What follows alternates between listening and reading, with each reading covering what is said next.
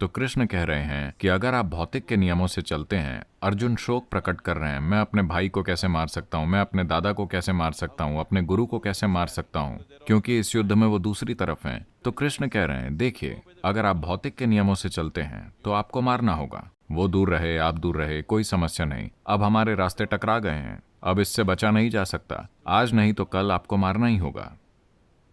तो मारने का पल आ गया है, आप इसे रोक नहीं सकते। ये आपकी पसंद या उनकी पसंद नहीं है। यही भौतिकता का तरीका है।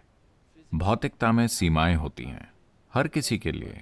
इस दुनिया में हर किसी के लिए आपकी एक सीमा है। हाँ, आपका दुश्मन यानी सीमा वहां है, अगर वो उसे पार करता है तो परेशानी होगी।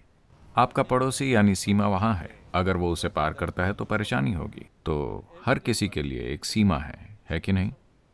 चाहे वो आपको जितने भी प्रिय हों, क्या एक सीमा नहीं है? अगर आप सीमा को बनाए रखते हैं तो भौतिक दुनिया में चीजें काम करती हैं। अगर आप सीमा पार करते हैं तो हिंसा की शुरुआत हो चुकी है ना? हिंसा की ओर पहला कदम उठ गया है। शुरू में ये शब्दों में होगी, फिर थोड़ी धक्का मुक्की और फिर मारकाट।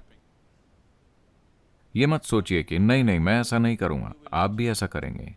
यही भौतिकता का तरीका है। तो जब उन्होंने स्वधर्म कहा, स्व का मतलब है हम, खुद, धर्म का मतलब है नियम। तो आत्म के नियम, वो आत्म के नियमों की बात कर रहे हैं। आत्म का स्वभाव क्या है, ये कैसे काम करता है, आपको इसके साथ क्या करना चाहिए।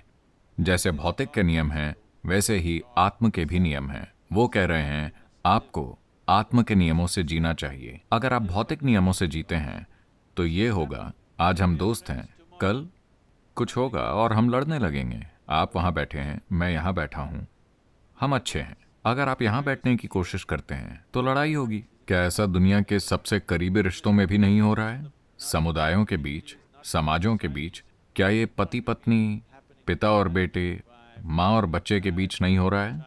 क्या ऐसा नहीं हो रहा है? हाँ या ना? क्योंकि ये भौतिक के नियम है कि आप वहां बैठेंगे, मैं यहां बैठूंगा, कभी कभार मैं वहां आऊंगा, हम ये करेंगे, अगर हम चाहें तो हम गले लगेंगे। लेकिन अगर मैं आपके सिर पर बैठूं या आप मेरे सिर पर बैठें तो ये काम नहीं करेगा। बार बार एक मक्खी यहां आकर बैठती है, कुछ समय बाद वो काटने लगी, फिर चुक, शायद आप उसे पकड़ ना पाएं, लेकिन आप उसे पकड़ना चाहते हैं, है ना? तो कृष्ण कह रहे हैं कि अगर आप ये नहीं चाहते, अगर आप इस मारकाट के साथ संघर्ष कर रहे हैं, तो आप अपने स्वधर्म का पालन कीजिए, आत्म का मार्ग, जहां कोई सीमा नहीं होती। आप यहां बैठकर हर जगह हो सकते हैं, आप यहां बैठकर कहीं नहीं हो सकते हैं। इसमें कोई भी सीमा पार नहीं करता। जब आप यहां बैठते हैं और आप किसी की सीमा पार नहीं कर सकते, कोई आपकी सीमा पार नहीं कर सकता, अगर आप इसका अनुभव करते हैं तो मुझे आपको लड़ने के लिए कहने की जरूरत नहीं है। लेकिन आप भौतिकता के नियमों से जीते हैं और आप लड़ाई से बचने की कोशिश करते हैं तो कोई फायदा नहीं है, वैसे भी आपको लड़ना ही होगा।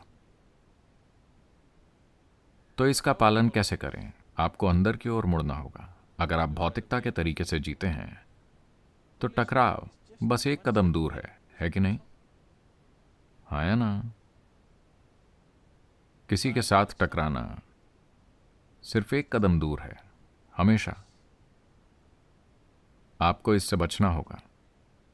आप हर समय बच रहे हैं, है ना? अगर आप नहीं बचते तो आप किसी न किसी के साथ यूं टकरा ही जाएंगे। तो यही स्वधर्म है।